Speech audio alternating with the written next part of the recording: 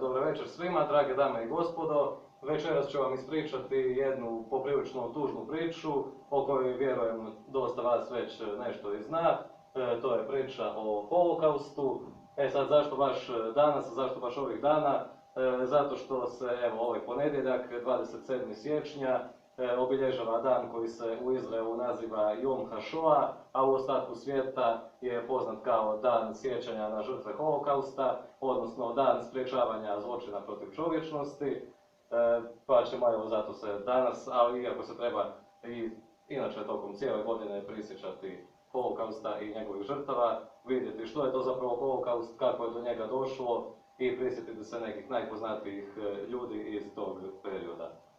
Prvo da vidimo što uopće znači riječ Holokaust. Dakle, Holokaust kao pojam dolazi iz grčkog jezika i nastao je spajanjem dviju riječi. Ovo što znači potpuno i kauston, odnosno kaustos što znači spaljen. I dakle, značio bi u nekom prijevodu u potpunosti spaljen, odnosno u potpunosti uništen ognjem.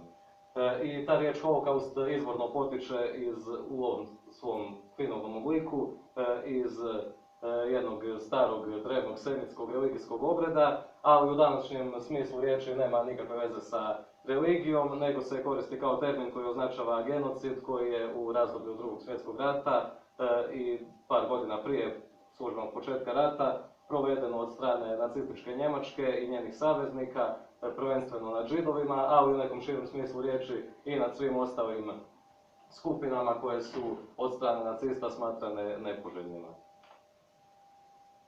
Najprije da vidimo kako je do Holokausta došlo. Dakle, pokretač Holokausta je bila ideologija nacizma, odnosno njen začetnik Adolf Hitler, koji je oformio tu ideologiju nacizma i opisao ju u svojoj knjizi Moja borba, odnosno Mein Kampf, koju je napisao dok je bio u zatvoru kao politički zatvorenik tokom 1920-ih.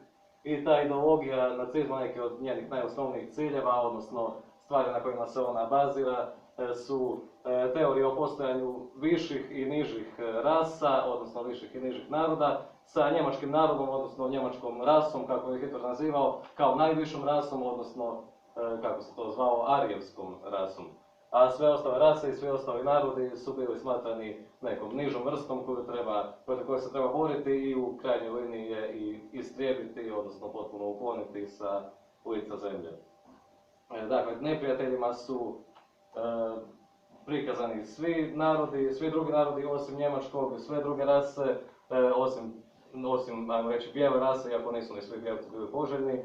Dakle, prvenstveno su kao neprijatelji okarakterizirani Romi, Slaveni, Crnci, pripadnici svih drugih religija, politički neistomišljenici nacista, ali kao glavna, ključna neprijateljska skupina su prikazani Židovi, koje je Hitler u Mein Kampfu nazvao kao zao narod koji je sposoban samo za izrabljivanje drugih naroda i razaranje dosadašnjih kultura.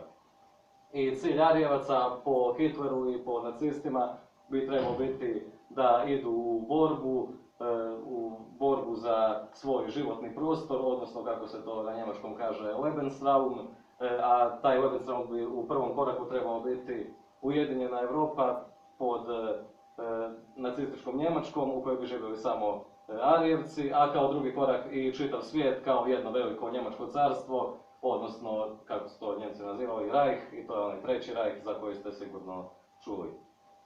Sad, kako je Hitler došao na vlast? Dakle, godina je 1933.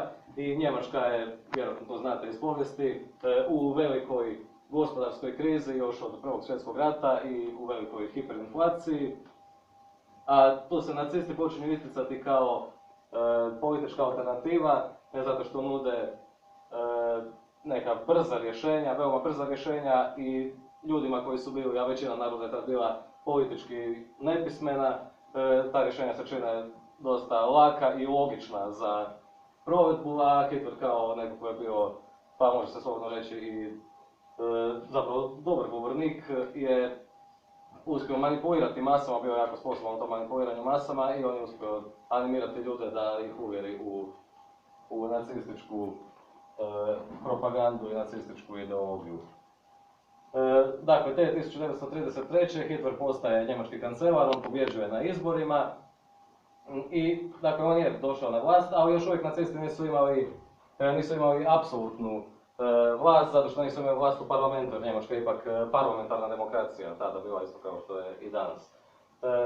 Dakle, i Hitler je bio u sukobu sa starim tadašnjim njemačkim političkim elitama, najviše sa njegovim prethodnikom, kancelarom Hindenburgom, koji ga nije uopće želio imenovati za kancelara i dakle Hitler se borio nekako da i kao kancelar osvoji još veću moć. I to mu je uspjelo iduće godine, 1934. Kada su bili parlamentarni izbori i kada nacisti podmeću požar u Reichstag, Reichstag to je njemački parlament, inače i dan danas, i za taj požar okrivljavaju Židove i komuniste, svoje najveće političke protivnike. I inače to je zanimljiva priča, našli su jednog čovjeka koji se zvao Martin van der Lubbe, koji je bio inače mentalno nestabilan, a bio je Židov i njega su optužili za podmetanje tog požara, a kako on uopće nije bio svjestan gdje se nalazi, na sudu je proglašen krivim i taj trik nacistički upalio i upravo zbog tog događaja se može reći da su oni uspjeli doći na vlast, da osvojiti sad apsolutnu vlast parlamentarnu u tako kratkom periodu. Sad samo bih rekao par riječi o ovoj nacističkoj simbolici koja je uvijek svima zanimljiva za gledati. Dakle, glavni nacistički simbol je svastika, evo inače zastava nacističke Njemačke sa tom svastikom, kukastim križem u sredini. Sad odakle taj simbol potječe? Hitler ga je uzeo inače iz indijske mitologije, iz budizma i taj simbol u originalu izgleda ovako i predstavlja, koristi se u budizmu, čak možete vidjeti neke kipove Bude na kojima se on vidi kako oko vrata negdje mu stoji ovakva svastika i ona simbolizira vječito kruženje života i izmjene života i smrti sve do finalne reinkarnacije. A Hitler ju je uzeo, valjda mu je bila nekako vizualno atraktivna, nekako hipnotizirajuća, ali mrvicu ipak promijenio, odnosno okrenuo je ove strelice u kojima ide, koji idu u tom križu u suprotnom smjeru i još ga je zarotirao, tako da je Hitler zapravo tu sebe predstavio kao apsolutnog gospodara života i smrti u Njemačkoj, odnosno u cijelom svijetu po nekim njegovim teorijama, tako da je finalno ta svastika izgledala ovako. A drugi najvažniji simbol nacizma je keltski križ, to je ovo, on potječe iz germanske mitologije i označava dakle, Germane koji su preci, germanska plemena koja su preci današnjih Njemaca, koji su naselili u Njemačku nakon velike selbe naroda. Sad, nakon dolaska na vlast, Klaudio već prvih godina, zapravo iste godine nakon što su došli, odmah je krenuo sa političkom represijom i represijom prema svim tim nepoželjnim skupinama, paralelno sa osvajanjem drugih teritorija, to je bio onaj Anschluss, prvo kad su osvojili Austriju, i to je Drugi svjetski rat, što je već zapravo druga tema. Ali što se tiče te političke represije, krenule su odmah antižidovske kampanje, koje su kulminirale 1935. kada su uvedeni tzv. Nirnberški zakoni prema gradu Nirnbergu, u kojem su doneseni, a službeno su se ti zakoni zvali, dva su ključna zakona, Zakon o zaštiti njemačke krvi i Zakon o zaštiti njemačke časti. Sad neke od najpoznatijih odredbi iz tih zakona su, dakle odnose se ne toliko i na Njemce, iako su oni u njihovom naslovu, nego na Židove. Dakle, Židovi su izgubili državljanstvo, nisu smjeli obavljati javne službe, dakle nisu smjeli naprijed biti profesori, raditi u zdravstvu i tako dalje. Zatim, djeca nisu smjela ići u državne škole i zabranjeni su brakovi i bilo kakvo krvno miješanje između Arijevaca i Židova, odnosno Arijevaca i drugih nečistih rasa. I ono što je najpoznatiji zapravo neki fizički simbol te represije, te separacije je to što je krenulo s ovim obilježavanjem, odnosno svi Židovi su trebali na ramenu nositi ovaj poznati simbol Davidove zvijezde, inače je simbol iz židovske religije, u kojoj je pisalo Jude, što znači Židov na njemačkom jeziku, i bez te zvijezde oko ramena nisu smjeli izlaziti na javna mjesta. Sad ovdje je još zanimljivo reći da nisu samo Židovi bili obilježavani, nego i ostale te nepoželjne skupine, nekim svojim simbolima, uvjetno rečeno, pa su tako Romi morali nositi smeđi krug, pripadnici drugih političkih ideologija su morali nositi crveni trokut, a pripadnici drugih religija ljubičasti trokut oko ramena. A što se tiče nekog simbola samih nacista u tom sustavu obilježavanja, to je bio simbol Oda Uruna koja potječe iz njemačkog germanskog runskog pisma, evo ona izgleda ovako i simbolizira arijevsku rasu.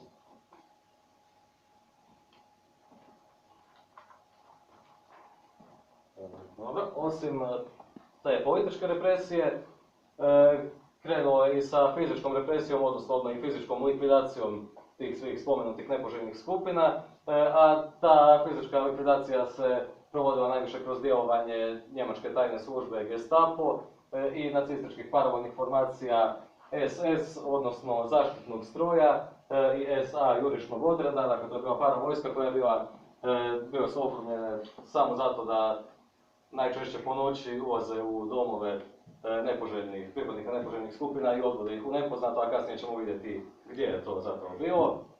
Dakle, paravojska. I sad neke od najpoznatijih njihovih poteza desili se dakle tokom 2 noći. Prvo je noć dugih bodeža u kojoj se Hitler obračunao sa protivnicima u samoj svojoj stranci i tako postao apsolutni gospodar svega u Njemačkoj, a druga je Kristallnacht, odnosno kristalna noć, koja je nazvana kristalna po komadićima stakla, kojih su pune ulice, zato što su pripadnici SS-a i SA tokom te noći razbijali izloge trgovina i svih ostalih radnji čiji su vlasnici bili Židovi, i tada je počelo i paljenje židovskih knjiga i tu je nastala ona poznata uzrečica gdje se spaljuju knjige, spaljivat će se i ljudi, i to se kasnije pokazalo točnim, nažalost.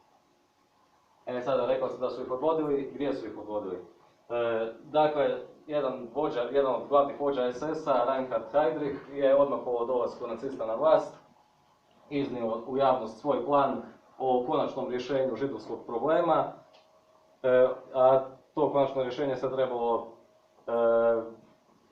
provesti kroz otvaranje logora za nearijevce, prvenstveno Židove, ali i sve ostale. Dakle, najprije su to bili radni logori, ali naravno kasnije logori smrti gdje su ljudi isključivo ubijani.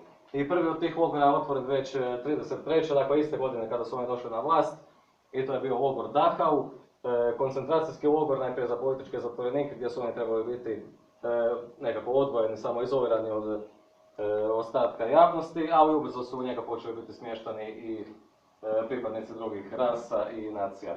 Dakle, osim Dachaua otvoreni su još svi oni poznati logori kao što su Bergen-Belsen, Treblinka, Buchenau, Mauthausen, Birkenau i najpoznatiji je naravno Auschwitz koji se nalazi u današnjoj Poljskoj, odnosno to je kompleks od 45 logora koji je bio toliko velik da je za njegovu sagradnju jedno cijelo selo koje se zvalo Brezika sravnjeno sa zemljom samo da bi se taj logor mogao sagraditi. I tu iz Auschwitza, ovog ulazna vrata u Auschwitzu, tu potječe najpoznatija nacistička parola Arbeit macht frei, odnosno rad oslobađa, zato što je zapravo jako žalostno, ti logori smrti bili predstavljeni u njemačkoj javnosti kao radni logori, kao mjesta gdje ti zatvorenici sudjeluju u proizvodnji oružja, i Njemci, Arijevci zapravo nisu ni znali što se u tim logorima događa, većina njih, odnosno oni koji nisu bili politički aktivni.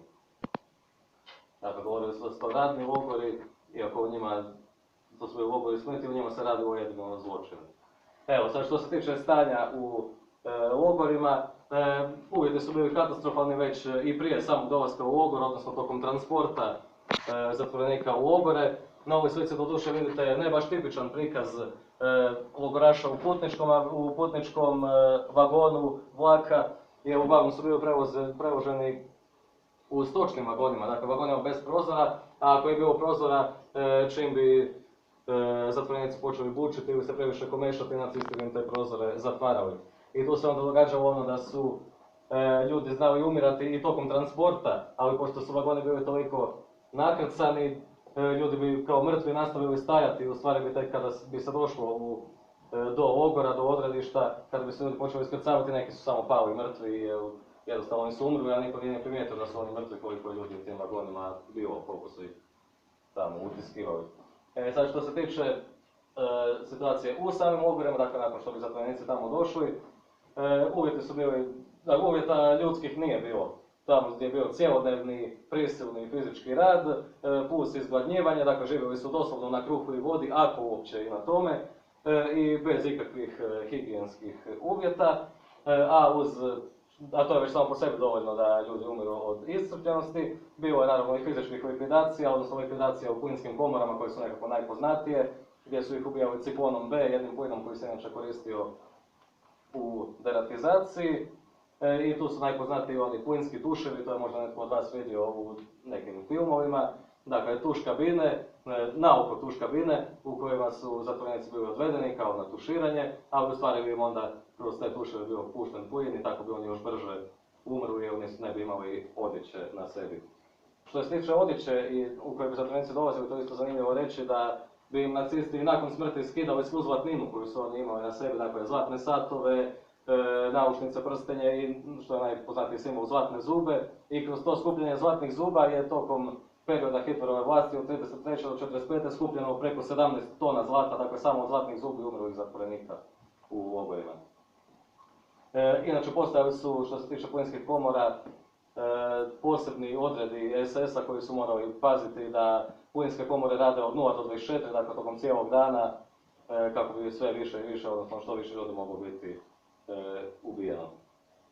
Osim plinskih komora, koje su bile glavni uzrok smrti, ljudi su umirali također i zbog medicinskih eksperimenata. To je najpoznatiji primjer doktora Jozefa Mengelea, poznatog kao anđeo smrti, koji je još tokom 30-ih, tek nakon dolaska Hitlera na vlast, išao u razne ekspedicije na Himalaju i tamo tražio originalnu izvornu arijevsku rasu. On je bio zapravo glavni ideolog fizičkog izgleda arijevske rase, one poznate sa plavom kosom, plavim očima, nešto višom od prosjeka i tako dalje. A u logorima je Mengele pokušavao stvoriti neku, umjetno stvoriti tu arijevsku rasu i još raznim eksperimentima na ljudima, raznim otrovnim injekcijama, nekim raznim čudnim lijekovima koje je testirao na ljudima, zapravo mučio te zatvorenike i ubijao ih na sve moguće najstrašnije načine. Što se tiče žrtava holokausta, procjenjuje se da je u logorima, dakle za vrijeme rata, za vrijeme holokausta, ubijeno oko 5.820.000 ljudi, od čega najviše u Auschwitzu gdje je ubijeno 1,1 milijun, dakle židova, to je broj koji sam sad rekao se odnose samo na židove, a ukupne žrtve holokausta, pripadnici svih skupina, procjenjuje se na oko 11 milijuna. Sad da vidimo što je bilo na području Hrvatske, isto jedan jako tužan dio naše povijesti za vrijeme Drugog svjetskog rata. Dakle, kao što znate, prije početka rata Hrvatska je bila kao sastavni dio Kraljevine Jugoslavije, a kada je u travnju 1941. Hitler napao Jugoslaviju, uspio je pobijediti u nešto manje od 2 tjedna u onom aprilskom, odnosno travanjskom ratu i Jugoslavija je potpuno razbijena, a na određenim njenim teritorijima, odnosno području Hrvatske, Bosne i Hercegovine i dijelova današnje Crne Gore i Srbije je stvorena takozvana nezavisna država Hrvatska, a na vlast su dovedeni ustaše na čelu sa Antom Pavelićem, koji je bio saveznik nacista još od prije Drugog svjetskog rata i bio je zapravo Hitlerov pouzdan čovjek za sve njegove planove. Dakle, NDH je bila marionetska država, nije bila zaista nezavisna kako je to ime kaže. I svi zakoni koje je Hitler donosio u Njemačkoj, ustaše su donosile na području NDH, pa su tako uvedeni i rasni zakoni, a osim obračuna sa židovima, počeo je i obračun sa srpskom manjinom, jer su ustaše otprilike imale politiku sličnu nacistima, samo što je, kao što su nacistima dežurni krivci bili za sve političke neprilike židovi, tako su ustašama to bili Srbi i zapravo je to počeo obračun i sa njima. Sad najpoznatiji primjeri fizičke represije u NDH su svakako logor Jasenovac, odnosno kompleks Jasenovac i Stara Gradiška, danas na granici današnje Hrvatske i Bosne i Hercegovine. A ono što je važno za Jasenovac i općenito za ustaše je to da nije bilo takozvane industrije smrti, kako se to nazivalo kod nacista, dakle nije bilo plinskih komora, nego su zatvorenici ubijani ručno, dakle vatrenim oružjem, ali još i svim ostalim vrstama oružja i oruđa do kojih su mogli doći. Dakle, ubijani su čekićima, maljevima, noževima, sjekirama, škarama, manje više svime što bi ustašama, odnosno nacistima, došlo pod ruku. Pa su čak tu izumljivani i posebno novo oružje za ubijanje, za klanje, kao što su srbomlat, srbosjek, tako inovativnih naziva. Srbomlat to je bio nešto poput onih venecijanskih soba u doba srednjeg vijeka, dakle zidovi koji su se sužavali i tako drobili ljude, a srbosjek to je bio u stvari nož za klanje stoke, pričvršćen za kožnu rukavicu kako bi se moglo lakše i brže ubijati ljude presjecanjem grkljana. I još simbol Jasenovca je takozvana topova užasa, ona još uvijek stoji, ne stoji, ali još uvijek postoji u današnjoj Bosni i Hercegovini, to je dakle drvo topove na koje su ustaše vješali ljude i tu su se malo igrali statistike, da tako kažem. Bila je priča kao koliko ljudi može se objesiti na drvo dok se drvo ne sruši. Uspjeli su ih negdje oko 120, ja mislim, objesiti dok se drvo nije srušilo. I to bilo veliko drvo topovo i ono postoji i dan danas neki njegov ostatak može se vidjeti u memorijalnom centru Jasenovca. A kao broj žrtava Jasenovca teško je zapravo odrediti točan broj zato što su žrtve bacane u Savu i Sava ih je odnosila, pa tako broj varira od nerazumno malog do nerazumno velikog, ali znanstvenici su se nekako složili na oko 90.000 kao neku realnu brojku. Ovo je prikaz današnjeg Jasenovca, logor je srušen, logor više ne postoji, a na njegovom mjestu je spomenik autora Bogdana Bogdanovića, Kameni cvijet, koji simbolizira ponovno rađanje iz tih svih muka koje su uspjele se preživjeti. Osim Jasenovca, još su drugi poznati logori iz NDH Jadovno, to je jedan kompleks jama u podnožju Velebita, blizu Gospića, dakle jame u koje su doslovno pobacani zatvorenici, negdje oko 30 do 40.000 njih, dakle tokom razdoblja Drugog svjetskog rata. Zatim dječji logor Jastrebarsko, to je isto važno za reći, dakle dječji logor, ni nacisti u nacističkoj Njemačkoj nisu imali logore isključivo za djecu, evo ustaše su ih imali, dakle u Jastrebarskom, to je opisano u filmu Dnevnik Dijane Budisavljević, koji ću kasnije još malo detaljnije spomenuti. Zatim radni logori, još možda malo manje poznati, Slana na Pagu i Kampor na Rabu. I bio je logor i tu u Zagrebu, to je isto, većina vas vjerojatno ne zna, logor Jankomireva, ako neko živi u tim krajevima možda je vidio, ima tamo spomen ploča, stoji i danas. A što se tiče još nekih poznatih simbola torture nad samim Židovima u NDH, to je naravno primjer Zagrebačke sinagoge. Vjerujem da svi znate gdje se ona nalazila, koja je srušena odmah nakon što su ustaše došli na vlast. I primjer ove izložbe, antižidovske izložbe, to je simbol židovske guje, dakle židovske zmije koja kao guši i steže hrvatski narod i hrvatski narod se treba protiv nje boriti. Ta izložba je inače održana u dva hrvatska grada, u Osijeku i tu u Zagrebu, u umjetničkom paviljonu na Štrosu, dakle isto vjerujem da znate svi gdje to je, tamo se ona održavala.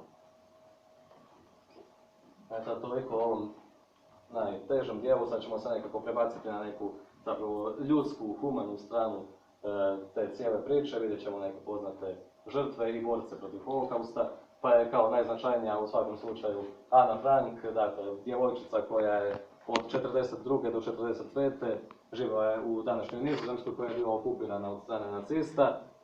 Ona je vodila dnevnik u kojem je opisivala život svoje petočlane obitelji, bila je židovka, dakle život jedne prosječne židovske obitelji u okupiranoj Nizozemskoj, odnosno u nacističkoj Njemačkoj, koja je morala živjeti u stalnom skrivanju. Oni su živjeli u kući jedne obitelji koja je bila njemačka, dakle arijevska, i koji su njih pristali skrivati. Oni nisu smjeli uopće iz kuće izlaziti, odnosno iz nekog kompleksa podruma i nekih skrivenih soba bez prozora u kojima su mogli nekako se neko vrijeme skrivati, sve do dakle, 1945. nešto manje od 2 mjeseca prije kraja rata, kada su ipak nacisti otkrili i kada je cijela obitelj Frank odvedena u logor, u Auschwitz, gdje je Ana i ubijena, imala je 16 godina. Ubijena je cijela njena obitelj osim njenog oca Ota, koji je preživio i koji je nakon izlaska iz logora, nakon završetka rata, pronašao Anin dnevnik i objavio ga kao knjigu i ona se i danas čita kao sastavni dio lektire.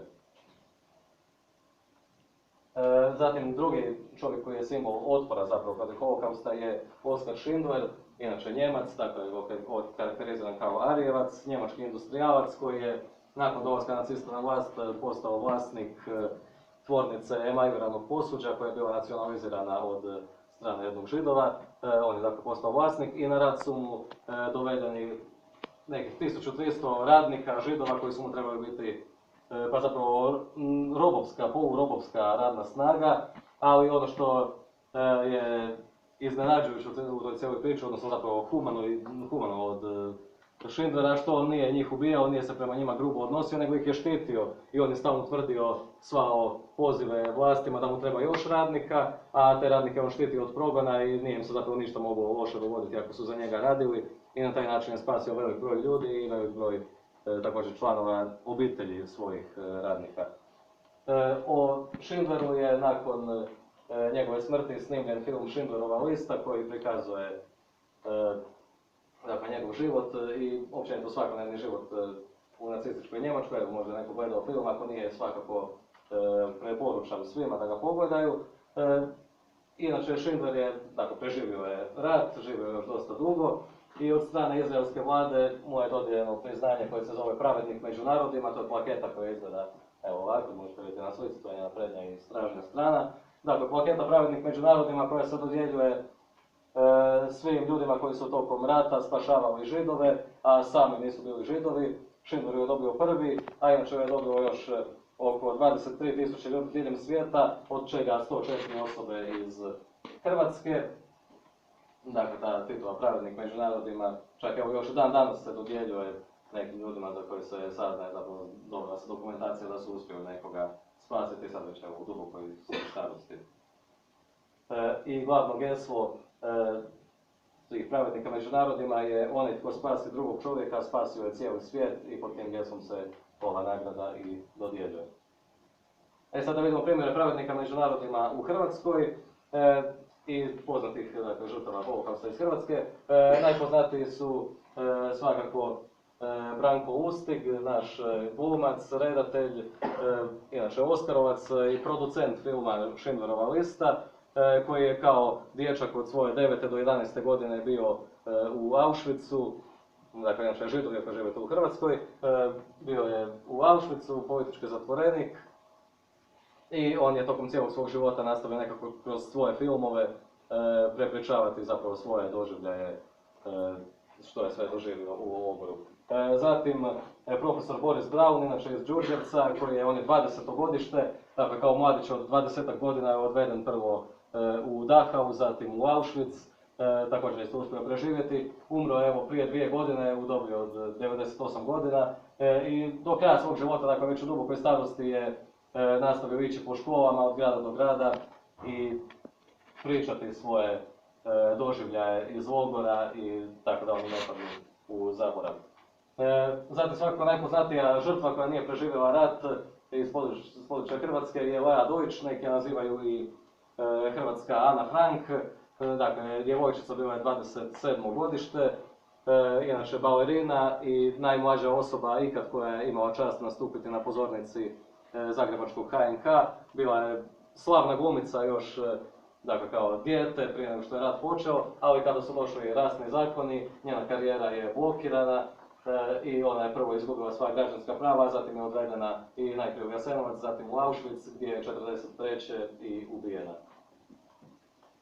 A što se tiče pravednika među narodima, vrijedi istaknuti Dijanu Budisavljević, inače Švicarku koja je bila humanitarka koja se udala tu u Hrvatskoj, dakle humanitarka, zdravstvena djelatnica, koja ona nije toliko se istaknula, spašavala ona i Židove, ona je spašavala srpsku djecu sa Banije i Korduna, spašavala ih je od transportacije u Jasenovac, tako da ih odvede jednostavno na oslobođeni teritorij. Procjenjuje se da je ona i još neki njeni suradnici su tokom rata na taj način spasili skoro 12.000 ljudi.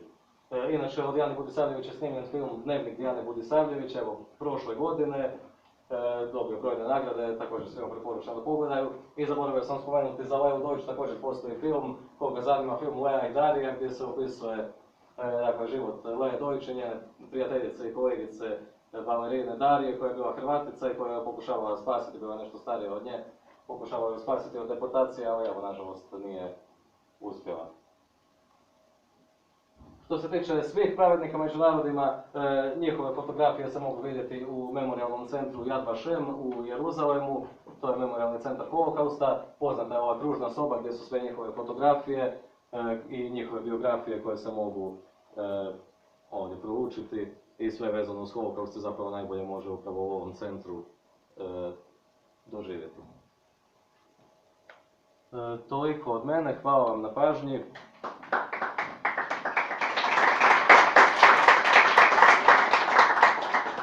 što se tiče holokausta, još samo geslo koje se uvijek treba govoriti je ne ponovilo se.